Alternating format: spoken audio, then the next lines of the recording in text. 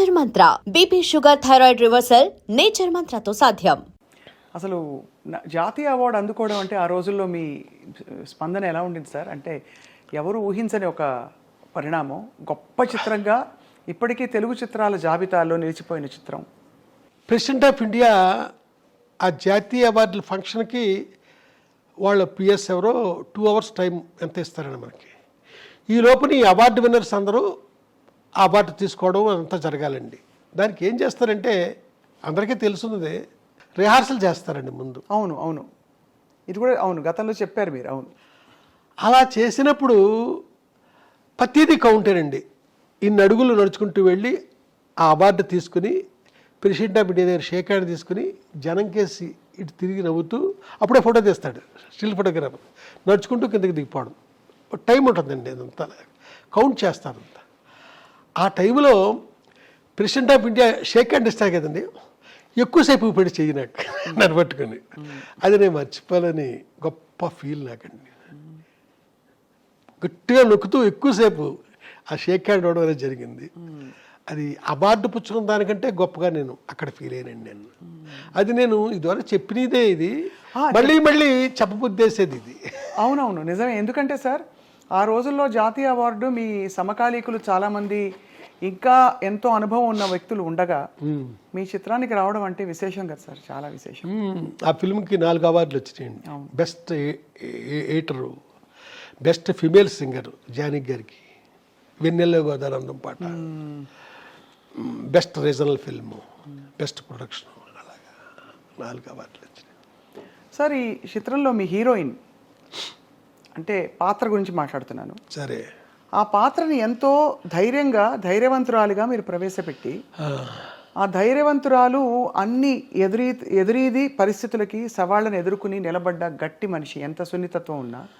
కానీ చివరిలో ఆవిడ ఆత్మహత్య యత్నానికి దానికి కారణం ఏంటి సార్? దాన్ని ఎలా జస్టిఫై చేసుకున్నారు మీకు? అలా కాదండి, అది మహల్లో కోకిల అని నేను రాసిన నవల. అవును, ఆ నవల్లో ఆ ముగింపు అది వేరే అండి.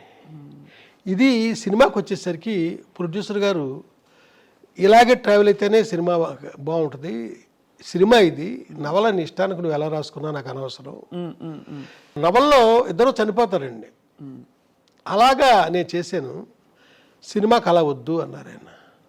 దాంతో నేను వేరే విధంగా ట్రావెల్ కావాల్సి వచ్చింది. మీ స్త్రీ పాత్రలకి స్ఫూర్తి ఏమిటి సార్? అందమా, ధైర్యమా, అన్నీ కలగలిసి ఉండడమా, బహుముఖ్యంగా ఉండడమా, ఏమిటి సార్ మీకు స్ఫూర్తి? స్ఫూర్తి పెట్టానండి, తెలంగాణ సాహిత్యం నా బాల్యంలో నేను చదవడం. అవును, ఇంతమించిగా నేను ఏమి చెప్పను. తెలంగాణ సంపూర్ణంగా తెలంగాణ సాహిత్యం అంటే సాహిత్యం మొత్తం చదివేశాను నేను. అలాగే తెలంగాణ తర్వాత లత, బుచ్చిబాబు, వీరందరిది కూడా చదువుకుని నేను మద్రాసు వెళ్ళానండి. అప్పుడు తెలంగాణ స్త్రీ గురించి ఆయన రాసింది నా లోపల బాగా పనిచేసిందేమో తెలియదు.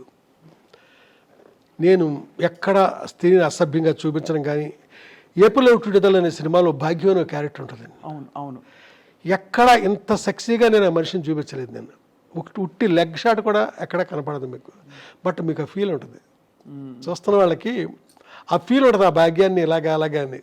బట్ ఎక్కడ మనిషిని నేను అలాగే ఎక్స్పోజ్ చేయనండి. అంతే.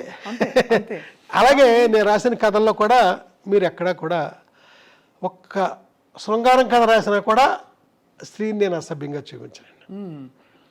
అయితే ఈ టైంలో కరెక్ట్ అవునో కాదో నాకు తెలియదు కానీ, జయరాజ్ అని ఒక ఆర్టిస్ట్ ఉన్నాడండి, బొమ్మలు వేస్తారు ఆయన, వెరీ సీనియర్ ఆర్టిస్ట్.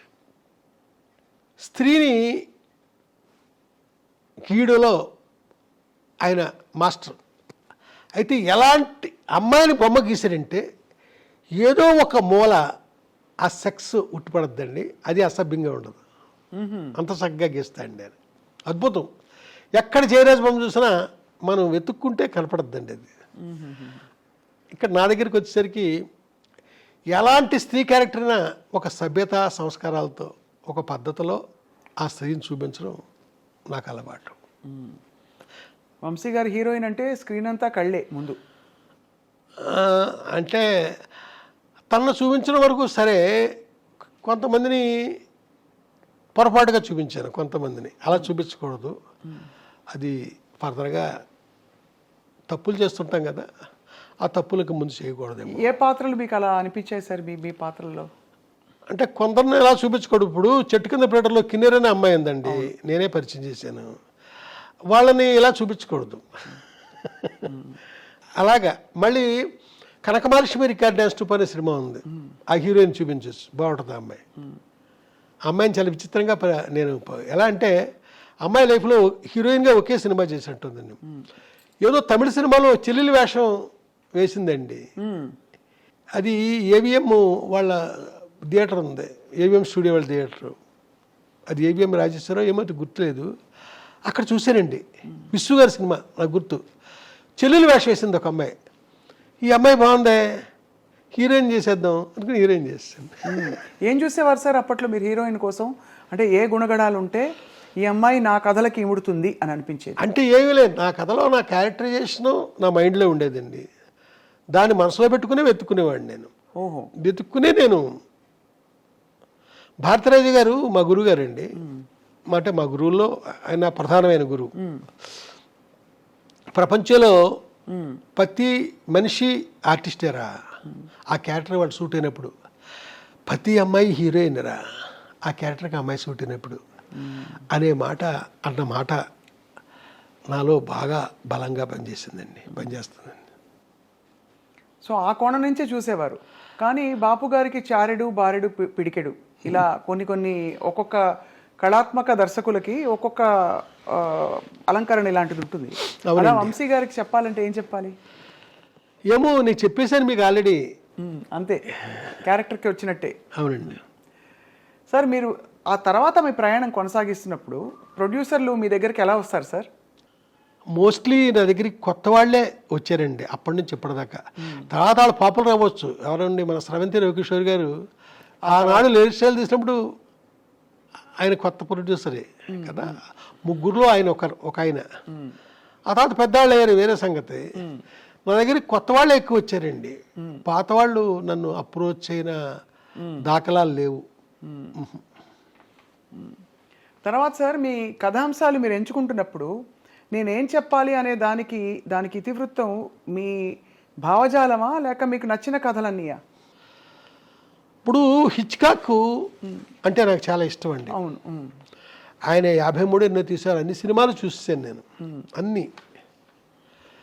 ఆయన ఏ కథ ఆయన సొంతంగా రాయలే అన్ని సినిమాల్లోని. ఏదో ఒక నాటకమో నవలో కథో ఏదో ఎవరియో బయట వాళ్ళు తీసుకుని అద్భుతంగా స్క్రిప్ట్ చేసేవారు. ఆయన నాకు ఒక ఇన్స్పిరేషన్ అండి. ఏది నా సొంత కథే ఉండాలని నేను అనుకోను. ఇప్పుడు చెట్టు కింద ప్లేటర్ అనే సినిమా ఉంది, అదొక మలయాళం ఫిల్మ్ అండి. దాంట్లో చాలా సీరియస్గా ఉంటాడు హీరో మమ్ముట్టి, హీరోయిన్ ఉండదు ఆ కథలో. కామెడీ అనేది ఎక్కడ లేదండి, మొత్తం సీరియస్గానే ఉంటాడండి. ఆ సినిమా మలయాళంలో పెద్దగా ఆడిన ఇది కూడా లేదు. దాన్ని మేము తీసుకుని తెలుగుకి హ్యూమరు అంతా అద్భుతంగా జాయిన్ చేసి, దాంట్లో పాత సామాన్లు కొంటామని ఒక క్యారెక్టర్ ఉంటుందండి. అది మహా అద్భుతంగా ఆ కామెడీ అంతా మేము చేసామండి. చాలా అద్భుతంగా తనికెల భరణి దానికి వర్క్ చేయడం జరిగిందండి. అయితే ఇది అప్రస్తుతమేమో ఇప్పుడు నేను మాట్లాడేది. ఆ చిటికల ప్రియేటర్ సినిమా ఆర్ఆర్ జరుగుతున్నప్పుడు ఇళయరాజా గారు నా కేసు చూసి, ఇది కూడా హిట్ అయ్యే సినిమాలాగా ఉందరా అన్నారు. ఎలా అన్నారో మరి. ఆ సినిమాలో ఆ డ్రామా కానీ ఏం కానీ, ఆ ఊర్వశి, శరత్ బాబు వాళ్ళ క్యారెక్టర్స్ అదంతా ఆ సినిమా అనుకున్నంతగా ఆడింది. అద్భుతమైన పాటలండి. అంటే నా ప్రతి సినిమాలో పాటలు బాగుంటాయి, అది వేరే సంగతి. దాంట్లో కూడా చాలా బాగుంటాయండి పాటలు, మంచి మంచి పాటలు ఉన్నాయి. ఆ సినిమా ఒక మోస్తరుగా ఆడడానికి కారణం హీరోయిన్ అండి. అవును, వర్కౌట్ అవ్వలేదు. హీరోయిన్ వర్కౌట్ అవ్వలేదు. మీవి ఒక మోస్తరుగా ఆడిన సినిమాలని చెప్పినా ప్రేక్షకుల వరకు అవి హిట్ సినిమాలే సార్. ఎందుకంటే ప్రతి సినిమాకి ఒక ముద్ర ఉంది, వంశీ గారి ముద్ర. అంటే మీరు ఇలా మాట్లాడుతూ ఉంటే నాకు ఒకటి గుర్తొస్తుందండి. ఒక మోస్తరుగాడిన ఒక సినిమాకి ఎంతమంది ఫ్యాన్స్ ఉన్నారో తెలియదు. ఆ సినిమా పేరు శ్రీ కనకమహాలక్ష్మి రికార్డింగ్ డాన్స్టర్. చాలా మంది ఫ్యాన్స్ ఉన్నారు. ముందు మా అన్నయ్య మా ఇంట్లో మొదలు పెడితే ఆయన పదే పదే పదే ఆ సినిమా వేసుకుని చూస్తారు. అది ఆ సినిమాకి అమెరికాలో అది ఎంతమంది ఫ్యాన్స్. అవును, మీకు సంగతి తెలుసా? చెప్పండి సార్. 23 రోజుల్లో తీశాను ఆ సినిమాని, ఓన్లీ 23 days. ఎలా సార్?